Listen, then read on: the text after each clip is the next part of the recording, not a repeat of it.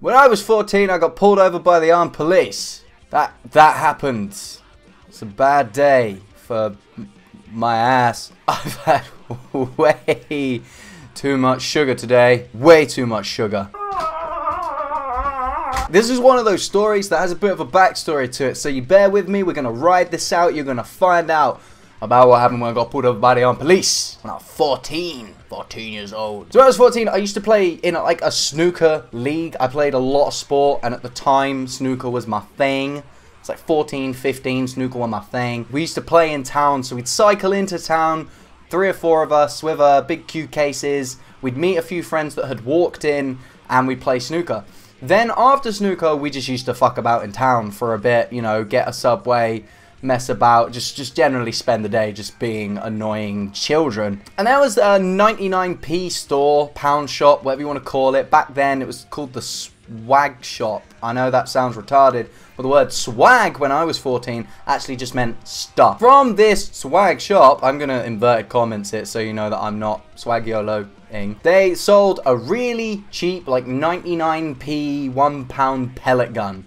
And it was the cheapest piece of crap ever. So we were playing around with it outside, like where we had our bikes locked up to this fence, and we left. We went home. We cycled home through this nice like residential part, and Scott walked home, mentioning Scott in particular because just remember Scott. Just remember Scott. Okay, Scott is walking home. Okay, we are cycling. So we're cycling home, and a police car comes around the corner. It's a long straight road, couple of dipsy bits, and this road is there, and it's made of concrete and stuff. And the police car comes round the corner, and I said, get on the pavement because there's a cop car coming, because no one pays any attention to anything ever. It stopped, and a guy got out the car and stood behind the door with one of them blowhorn things. You on the bikes, get off of the bikes, stop on the bikes. At that point, I was like, what the fuck? So I thought, what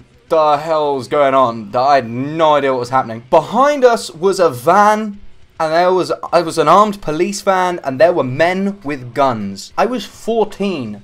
Men were pointing guns at me. So I didn't really know what to do. So I just kind of looked over my shoulder, was looking around, didn't really have a clue what was going on.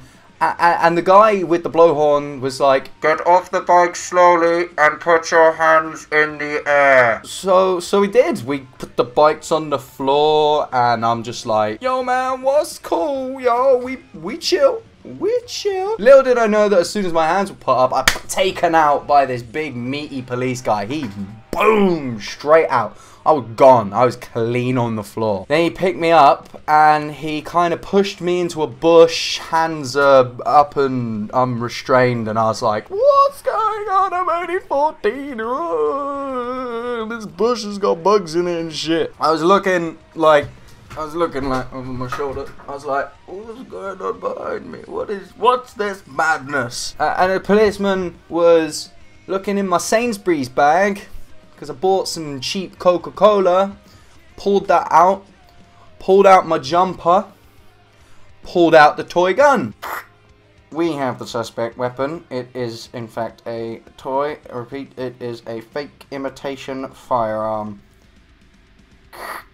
I am a bellend. Oh no! No!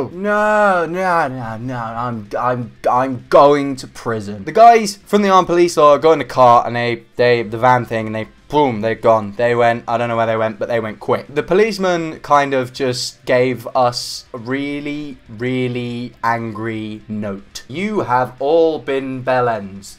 Please do not be bellends. I have stolen your gun, and I'm going to give it to a homeless man, and he will eat it. Now, if we rewind a little bit into the story, remember Scott? As I'm stood there with my hands up in the air, and I'm facing a bush, and Luke's trousers are falling down, and Chris has no idea what's going on to save his life, Scott walks past on the other side of the road. Now, remember, we've all got really big Q cases as well, and he was dressed like us. We were all dressed like skaters, kids and stuff, and he walks past, and he had long ass hair, like Axl Rose kind of hair, and he looked at us, and everyone looked at him, and he kind of just got his hair covered the side of his face, just walked straight past. I'm trying so hard not to crack up because that was hilarious. Oh, shit. Shit. I'm not with these guys. Even though it looks like I'm one of them, I am not one of them. I am a free man. I ain't no slave. And yeah, they battered us. They gave us an absolute hounding. I was terrified. Now, if you're wondering why the difference between that gun and like a fake or like a pellet gun, why it was dodgy and they thought it was a real gun, let me get my gun and I will show you why. Right, this is my Airsoft AR. It's an M4 carbine assault rifle Airsoft. The clip's full of pellets and it's a single fire semi-automatic, recock every time and fire job. Now the difference between this and a real gun is A, it has a clear plastic body so you can see all of the work on the inside of it, thus indicating it is not a real gun. And the main factor, the end of it is orange, right? Orange tip weapon suggests not real firearm.